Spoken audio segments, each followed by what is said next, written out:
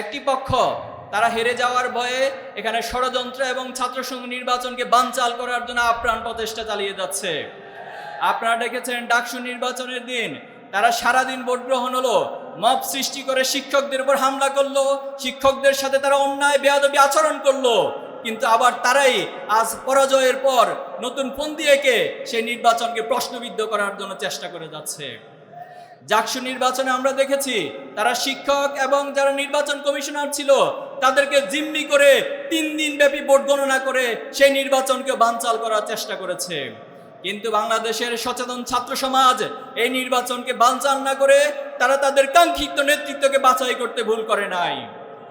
আমরা রাকসু নির্বাচনে দেখেছি সেখানকার ছাত্র দলের যিনি সভাপতি তিনি নির্বাচন কমিশনে গিয়ে সে নির্বাচন কমিশনের কক্ষকে ভাঙচুর করেছে এবং তিনি অনেক ছাত্রত্ব না থাকার পরেও নির্বাচনে অংশ নেওয়ার জন্য বিভিন্ন কূটকৌশল তিনি অবলম্বন করছে। অবশেষে আমরা দেখছি 4 বার পিছানোর পরেও এই ডাকসু নির্বাচন এখন পর্যন্ত বাস্তবায়ন হয়নি। চাকসু নিয়ে চট্টগ্রাম বিশ্ববিদ্যালয় নির্বাচনে ইতিমধ্যে আমাদের কাছে খবর আসছে যে নির্বাচন শুরুর আগে হেরে যাওয়ার ভয়ে একটি পক্ষ নির্বাচন নাকি বয়কট করবে। এটা কখনো সুস্থ গণতান্ত্রিক আচরণ হতে পারে না।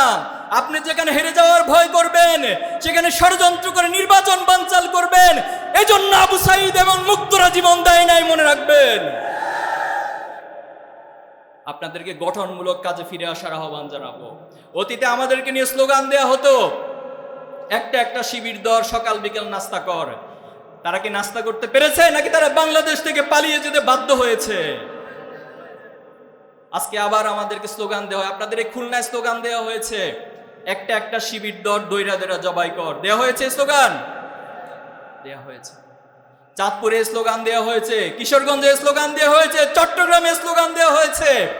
তাদেরকে আমরা সম্মানের সাথে বলতে চাই, যারা জুলাই পরবর্তী বাংলাদেশে পৈশাচিকতা, হিংস্রতার কোন স্লোগান দিবে, বাংলাদেশের ছাত্র সমাজ, যুব সমাজ তাদেরকে শুধু বাংলাদেশ নয়, তাদেরকে এই বাংলাদেশ থেকে উৎখাত করে আজীবনের জন্য তাদেরকে রাজনীতি নিষিদ্ধ করে দিবে।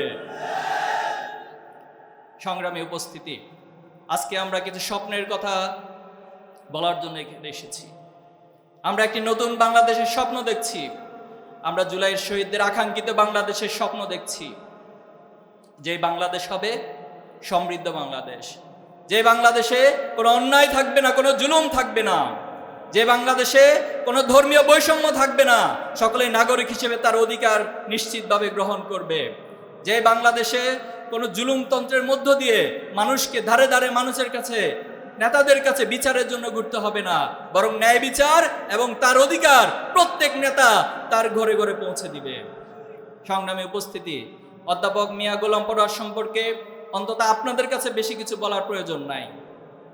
তিনি অধ্যাপনার পাশাপাশি বাংলাদেশের সুস্থ এবং স্বচ্ছ রাজনীতির প্রতীক হিসেবে বাংলাদেশে প্রতিষ্ঠিত আছেন, আলহামদুলিল্লাহ। তিনি এই ডুমুরিয়া এবং ফুলতলাতে বিগত সময় এমপি নির্বাচিত হয়েছিলেন আপনাদের ভোটে, এবং আমরা বিশ্বাস করি আগামী দিনেও আপনারা অধ্যাপক মিয়া গোলাম পরোয়ারকে একটি সমৃদ্ধ বাংলাদেশ গড়ার লক্ষ্যে সর্বোচ্চ ভোট দিয়ে সর্বোচ্চ কাজ করে তার পক্ষে ওনার জয় সুনিশ্চিত করবেন ইনশাআল্লাহ। আমরা কি এই প্রত্যাশা রাখতে পারি আপনাদের কাছে?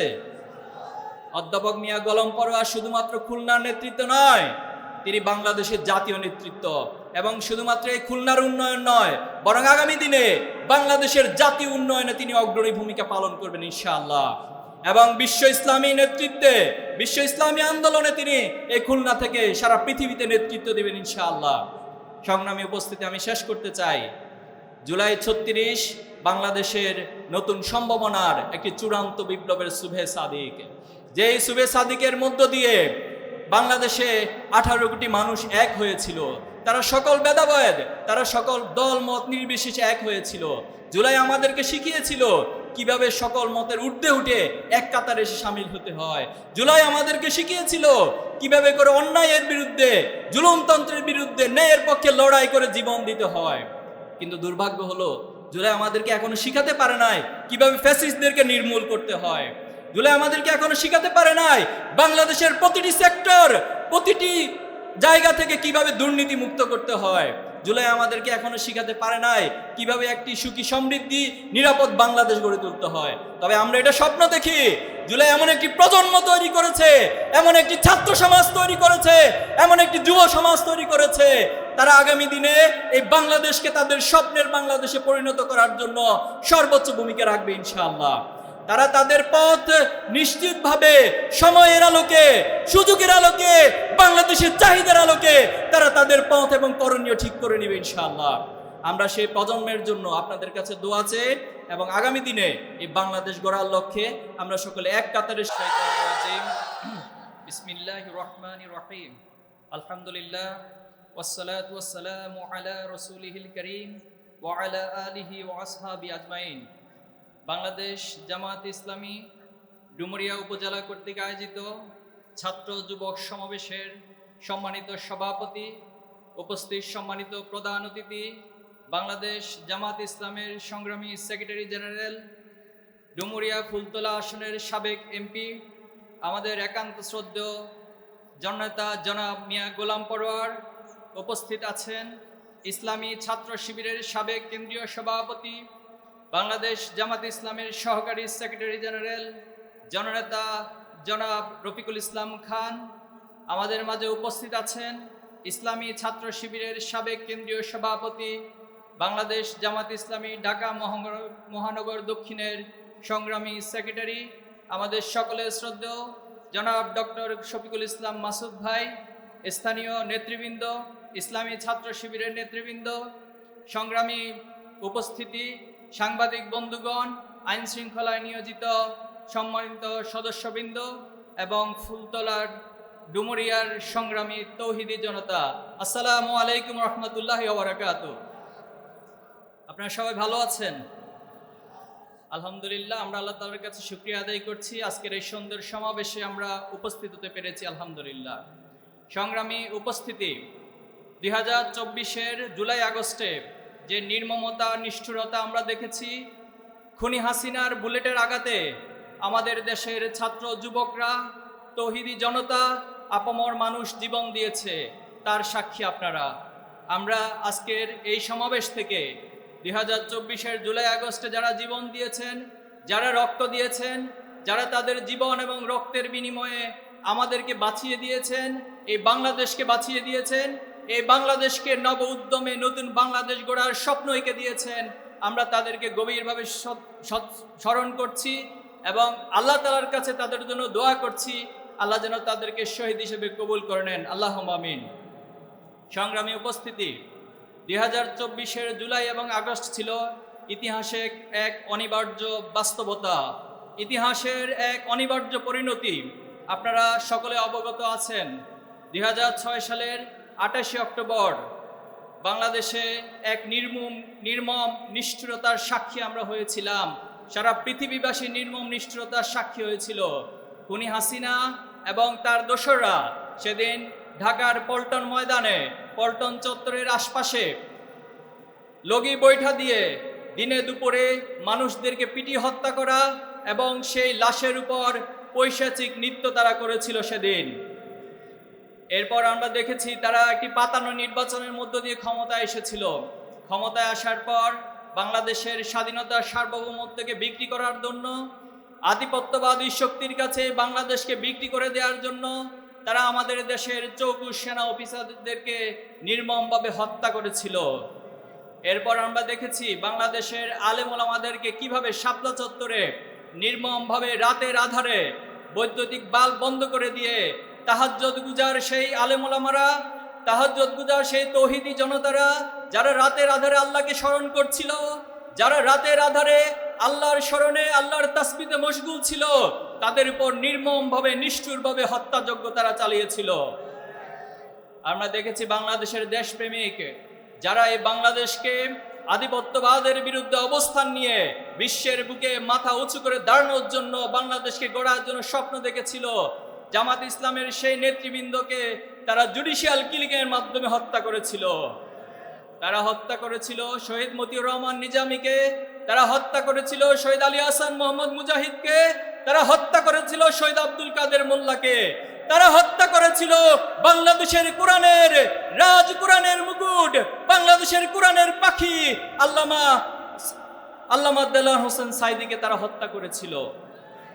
সেই দিনগুলোতে আমরা সেই নিষ্ঠুরতার সাক্ষী হয়েছিলাম।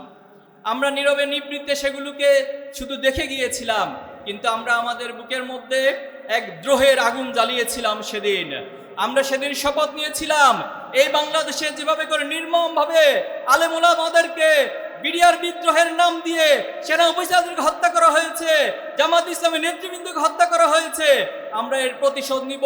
বাংলাদেশকে একটি সুখী, সমৃদ্ধি এবং সমৃদ্ধ বাংলাদেশ গড়ার মধ্য দিয়ে। তারই একটি অনিবার্য পরিণতি 2024 সালের জুলাই আগস্ট। আপনারা দেখেছেন, যখন এই আন্দোলন দাবানলের মতো সারা দেশে ছড়িয়ে পড়েছিল, তখন রংপুরের আবু সাঈদ, চট্টগ্রামের শান্ত, ঢাকায় মুক্ত সহ আমাদের ভাইদেরকে তারা নির্মমভাবে হত্যা করেছিল। এবং তারা হত্যা করার পর আমাদেরকে আলোচনার টেবিলে ডেকেছিল। সেদিন আপনাদের নিঃসন্দেহে স্মরণ আছে, আমরা বলেছিলাম রক্ত এবং জীবনের উপর দিয়ে কখনো আলোচনার টেবিলে বসা যায় না। এর চূড়ান্ত পরিণতি হবে বাংলাদেশের 18 কোটি মানুষের মুক্তির মধ্য দিয়ে। তারপর সেই আন্দোলন সারা দেশে আবাবিল পাখির মতো বাংলাদেশের ছাত্র জনতা জেগে উঠেছিল এই বাংলাদেশকে ফ্যাসিস্ট মুক্ত করার জন্য। যখন পাবলিক বিশ্ববিদ্যালয়গুলোকে বন্ধ করে দেওয়া হলো, হল থেকে জোর করে ছাত্রদেরকে তাড়িয়ে দেওয়া হলো, তখন আমরা দেখেছি 18 জুলাই আমাদের প্রাইভেট বিশ্ববিদ্যালয়ের শিক্ষার্থীরা তারা বাংলাদেশের রাজপথে নেমে এসেছিল পাবলিক বিশ্ববিদ্যালয়ের সাথে আন্দোলনে যোগ দেওয়ার জন্য। যখন তাদেরকে হত্যা করা হলো, যখন সারা দেশে একের পর এক রক্ত, একের পর এক ক্ষতবিক্ষত দেহগুলো সারা দেশে ছড়িয়ে পড়তে লাগলো, তখন পাবলিক বিশ্ববিদ্যালয়, প্রাইভেট বিশ্ববিদ্যালয় আক্রান্ত হলো, তখন ছুটে আসলো আমাদের সাথে স্কুল, কলেজ, মাদ্রাসা, কওমি মাদ্রাসা, ইংরেজি মাধ্যম সহ সকল স্তরের শিক্ষা প্রতিষ্ঠানের শিক্ষার্থীবৃন্দ। এবং তার চূড়ান্ত পরিণতি হাসিনার পতন এবং তার হেলিকপ্টারে করে পালিয়ে যাওয়ার মধ্য দিয়ে বাংলাদেশে একটি নতুন বাংলাদেশ বিনির্মাণের স্বপ্ন গত 5 আগস্ট 2024 সালে অঙ্কিত হয়েছে। আলহামদুলিল্লাহ।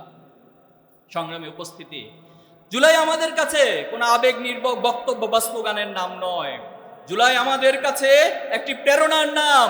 জুলাই আমাদের কাছে আগামী দিনের বাংলাদেশ বিনির্মাণের এক উজ্জ্বল দৃষ্টান্ত এবং স্পিরিটের নাম। সংগ্রামী উপস্থিতি, আজকে যারা বাংলাদেশের ক্ষমতায় রয়েছেন, তারা আমার দেশের হাজার হাজার যুবকদের, হাজার হাজার আপামর মানুষের রক্তের উপরে ক্ষমতায় বসেছেন। কিন্তু দুর্ভাগ্যজনক হলেও সত্য, আমাদের সেই হত্যাকাণ্ডগুলোর যে গণহত্যা আওয়ামী লীগ চালিয়েছে, তার দৃশ্যমান বিচার এখনো বাংলাদেশের শহীদ পরিবারগুলো পায় নাই। আমরা সরকারের কাছে জোর দাবি জানাচ্ছি, এই জুলাই গণহত্যার বিচার, দৃষ্টান্তমূলক শাস্তি তাদেরকে অবশ্যই দিতে হবে। জুলাই সনদ বাস্তবায়ন নিয়ে অনেক ধরনের টালবাহানা চলছে। একটি পক্ষ এই জুলাইকে তারা ভয় পায়, জুলাইয়ের প্রেরণাকে তারা ভয় পায়। তারা জানে বাংলাদেশে যদি জুলাইয়ের প্রেরণার জুলাই সনদ বাস্তবায়িত হয়, তাহলে অদূর ভবিষ্যতে তাদের ফ্যাসিস্ট হয়ে ওঠা সম্ভব হবে না। এজন্য তারা জুলাই বাস্তবায়নের ক্ষেত্রে সবচেয়ে প্রতিবন্ধকতা সৃষ্টি করছে। আমরা সরকারের কাছে আহ্বান জানাবো, দ্রুত সময়ের মধ্যে জুলাইয়ের সনদকে বাস্তবায়ন করতে হবে। জুলাইয়ের সকল শহীদ গাজীদেরকে জাতীয় বীর হিসেবে সম্মান দিতে হবে। সংগ্রামী উপস্থিতি, শিক্ষা জাতির মেরুদণ্ড। শিক্ষা ব্যবস্থার উন্নয়নের মধ্য দিয়ে একটি জাতির চূড়ান্ত উন্নতি সাধিত হয়ে থাকে।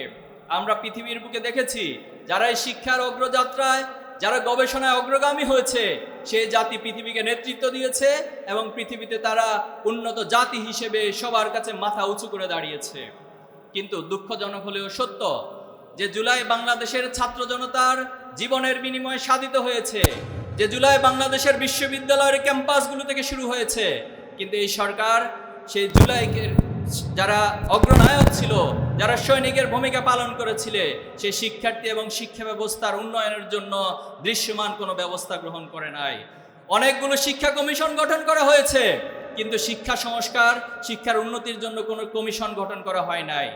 আমরা সরকারের কাছে জোর দাবি জানাবো, বাংলাদেশে বিগত সময়ে ফ্যাসিস্ট আওয়ামী লীগের লাঠিয়াল বাহিনী ছাত্রলীগ যে সন্ত্রাস এবং মাদকের অভয়ারণ্যে ক্যাম্পাসগুলোকে গড়ে তুলেছিল, সেই ক্যাম্পাসগুলোকে আজ শিক্ষার সুষ্ঠু পরিবেশ নিশ্চিত করার পাশাপাশি শিক্ষা এবং গবেষণার বরাদ্দ তাদেরকে সেখানে বাড়ানো এবং সেটা নিশ্চিত করতে হবে।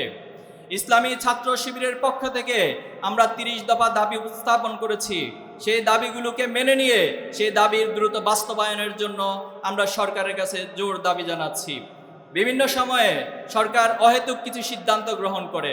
আমরা দেখেছি ঢাকার 7টি কলেজকে নিয়ে যেখানে একটি সুন্দর এবং গঠনমূলক প্রাজ্ঞ সিদ্ধান্ত নেওয়ার কথা ছিল, কিন্তু সরকার সেখানে এমন কিছু মানুষদেরকে নিয়োগ করেছেন যারা আবেগ নির্ভর এবং যারা অযাচিত কিছু সিদ্ধান্ত গ্রহণ করছে, যা আরও নতুন করে বিশৃঙ্খলা এবং নতুন কোনো সংকট সৃষ্টি করবে।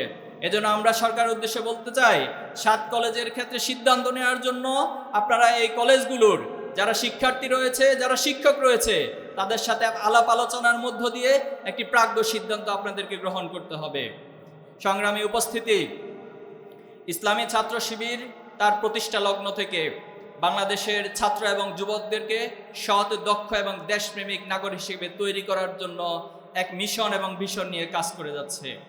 আমরা আমাদের সামগ্রিক জীবনকে আল্লাহ প্রদত্ত, রাসূল প্রদর্শিত বিধানের আলোকে, ইসলামের আলোকে, আল্লাহ রাসূল সাল্লাল্লাহু আলাইহি ওয়াসাল্লামের দেখানো আদর্শের আলোকে গড়ে তোলার জন্য আপ্রাণ প্রচেষ্টা চালিয়ে কাজ করে যাচ্ছি। কিন্তু বিগত সময়ে কখনোই আমাদের এই পথ মসৃণ ছিল না। আমাদের এই পথ সবসময় কাটা বিছানো পথ ছিল। সবসময় আমাদেরকে হত্যাযোগ্য হিসেবে উপস্থাপন করা হয়েছে। আমাদের প্রথম কেন্দ্রীয় সভাপতি মীর কাসেম আলী ভাইকে হত্যা করা হয়েছে। আমাদের দ্বিতীয় কেন্দ্রীয় সভাপতি শহীদ কামরুজ্জামান ভাইকে হত্যা করা হয়েছে। আমাদের 234 জন ভাইকে নির্মম নিষ্ঠুরভাবে বাংলাদেশের ক্যাম্পাস, বাংলাদেশের অলিতে গলিতে হত্যা করা হয়েছে শুধুমাত্র ইসলামী ছাত্র শিবিরের অগ্রযাত্রাকে বন্ধ করে দেওয়ার জন্য। কিন্তু আমরা এক আল্লাহ তাআলার উপর আস্থা রেখে আমরা আমাদের সকল শক্তিকে কাজে লাগিয়ে বাংলাদেশের ছাত্র সমাজকে নিয়ে এগিয়ে যাওয়ার যে প্রচেষ্টা অব্যাহত রেখেছি, তারা আমাদের সেই প্রচেষ্টাকে বন্ধ করে দিতে পারে নাই। সংগ্রামী উপস্থিতি, আজকে যখন জুলাই পরবর্তী এই বাংলাদেশে নতুন স্বপ্ন, নতুন আকাঙ্ক্ষা তৈরি হয়েছে, বাংলাদেশের ছাত্র সমাজের কাছে ইসলামী ছাত্র শিবির সম্পর্কে নতুন স্বপ্ন জাগ্রত হয়েছে। এই ক্যাম্পাসগুলিকে আবার গড়ে তোলার জন্য যে স্বপ্ন জাগ্রত হয়েছে, সে জায়গায় ছাত্র শিবির কাজ করে যাচ্ছে। কিন্তু এখানেও দুঃখজনক, আমরা দেখেছি ছাত্র সংসদ নির্বাচনগুলোতে